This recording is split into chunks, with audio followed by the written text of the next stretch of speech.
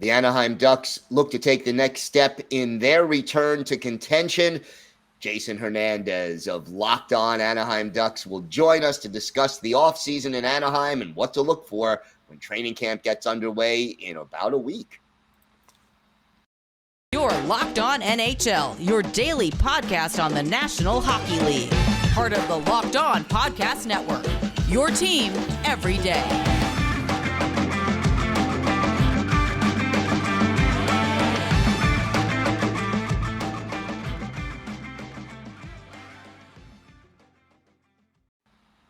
And welcome back to the Locked On NHL podcast. Gil Martin, so glad you could join us today. And thank you for making Locked On NHL your first listen every day. We are free and available on all platforms. It's my pleasure to welcome back to the show the host of Locked On Anaheim Ducks, Jason Henrnandez. And Jason, you know, Anaheim, a young team, a lot of talented young players. How far away do you think this team is from taking that next step and reaching the playoffs? I think they're almost there. If they are there this season, it will be because of some of the signings they've had and also the forward progress that the young guys have made. I mean, I'm just going to get this out of the way. Hashtag let the kids play. If they can all play a full 82 games, if Zegras doesn't get benched, which I think we're done with that now. I think Zegras will play all 82, I hope. I think Jimmy Drysdale will play all 82. I think Mason McTavish will make the team. I mean, he's had a tremendous season, which is the reason why I've actually had off-season content this year. Thank you, Mason McTavish, for giving me content. I mean, just to briefly talk about McTavish for a hot second, if I can, really quickly. Absolutely. McTavish began the season with the Anaheim Ducks. He made it out of training camp. Then McTavish got injured, lower leg injury. Then he had a 3-game stint in San Diego playing for the Gulls, scored in San Diego. Then came back to Anaheim, played a few games in Anaheim, got up to 9 games. Then he was like, oh, I want to play some more. But the Ducks said, no, 9 games is fine because we can't have you play more than 9 games. So he goes back to juniors, plays in Peterborough. Peterborough says, oh, we're going to trade you.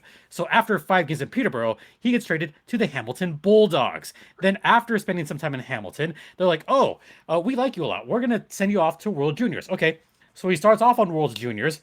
He plays 2 games. That gets canceled. So he goes back. Then he gets suspended. Then he gets traded to Hamilton. Plays some more games in Hamilton. Oh, wait. No, we're going to send him off to the Olympics because we're not going to send NHL players to the Olympics. So he goes off to the Olympics in China. Scores, at least he scores a point in the Olympics. They lose. So he goes back to Canada. Finishes the season in Hamilton, makes the playoffs. They go faux the first 3 rounds of the playoffs, then have a riveting 7-game series to win the OHL championship. He raises that cup, goes to the Memorial Cup, makes it to the championship game of the Memorial Cup, only to lose in the final. Oh, but we're not done yet. You know what else he did, Gil? He won freaking gold in the actual World Junior Championships on that stellar save the goal with his stick in overtime that directly led to the game-winning goal. And he racked up some frequent flyer miles along the way, I'm sure. Yeah. Did I cover everything? I think I did. I think you did, and I think that's a good thing. I hope you caught your breath. One big addition this offseason to add a little veteran presence, Ryan Strome. Your thoughts on that addition? I like the contract, first off. I think Ryan Strome getting a pretty decent deal. I mean, 5 years, $5 million per season. I like Ryan Strome's game a lot. I think he will fit in very nicely as a second line center, and he could do some damage with possibly McTavish on a wing if McTavish does not play center, or even guys like, and I know you're not a big fan of his because he was a New Jersey guy, but I wouldn't mind seeing at some point Adam Henrique pair up with Ryan Strome. They've both got some veteran savvy. They both can put the puck in the net. And honestly, that could go well. Or you could put maybe another former teammate, or I guess now teammate of his, Frank Vetrano. You could pair him up there as well. I mean, there's so many different ways you could mix and match this top 6 for the Ducks that I honestly don't know what the lines are ultimately going to be. It could be Henrik Zegras and Troy Terry as a first line. That would be amazing. You could put Frank on that second line. You could put Max Comtois on that second line and he could succeed there. Or maybe Jakob Silfverberg. He's going to come back this season at some point. Put him in there as well. So there's a lot of different combinations the Ducks could make. And it's got to be exciting because there's some young talent on there. And McTavish being a second or third line center, I think he could really flourish. But Strome being in that second line, he's going to provide at least some decent scoring for the Ducks, something that they've sorely needed over the past few seasons. 2 years ago, the Ducks were among the bottom feeders as far as scoring is concerned. 2 seasons ago, the Ducks were historically bad in the power play. Their power play was the worst in NHL history. We're talking 100 plus years. If Strome can get 20 goals this season, I'd take that in a heartbeat. If he can provide 50, 60 points for the Ducks, I'd take that in a heartbeat. That is the kind of player that can at least be a very good contributor, and not all the pressure has to be on him because the Ducks already have a Trevor Zegras. They already have a Troy Terry. Strome doesn't have to be the guy, but he can be the third or fourth guy and contribute just fine. If you have a third or fourth guy that can score 20, 25 goals and provide 60 points, you'd take that. Absolutely. We opened up, you mentioned Trevor Zegras, hoping he would play 82 games. What is the key for him to not get benched and to reach that milestone other than staying healthy, obviously? Other than staying healthy, I think it's going to be for Zegras, it's going to be maybe just continue being aggressive, maybe even be more aggressive.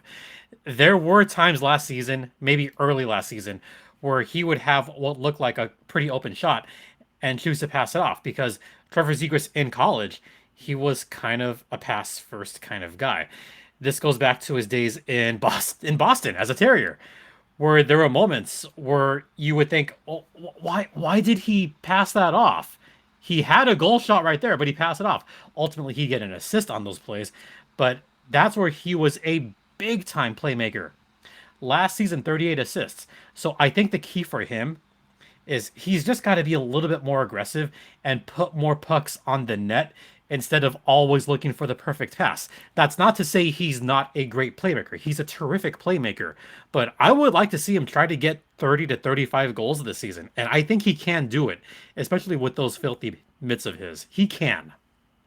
Well, he certainly can make some highlight reel plays. We've seen that. Hopefully the consistency follows. Jason, why don't you tell our viewers and our listeners where they could find the podcast and where they could find you on social media? They can find the podcast. It's called Locked On Anaheim Ducks, which can be found anywhere you get your podcasts and also on YouTube.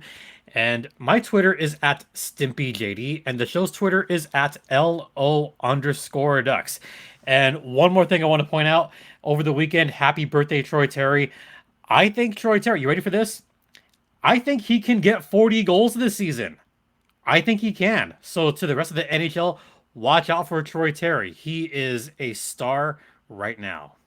Write it down. You heard it here first on Locked On NHL. Jason Henrnandez, always a pleasure. Thank you so much for joining us. Thanks a lot, Gil. Today's episode is brought to you by our friends at Athletic Greens. Our next partner has a product I literally use every day. I started taking AG1 because I'm not a big pill taker, and I hate taking so many pills to get my vitamins and my nutrition. So what is this stuff? Well, with one delicious scoop of AG1, you're absorbing 75 high-quality vitamins, minerals, whole food source superfoods, probiotics, and adaptogens to help you start your day right. This special blend of ingredients supports your gut health, your nervous system, your immune system, your energy, recovery, focus, and aging. All these things.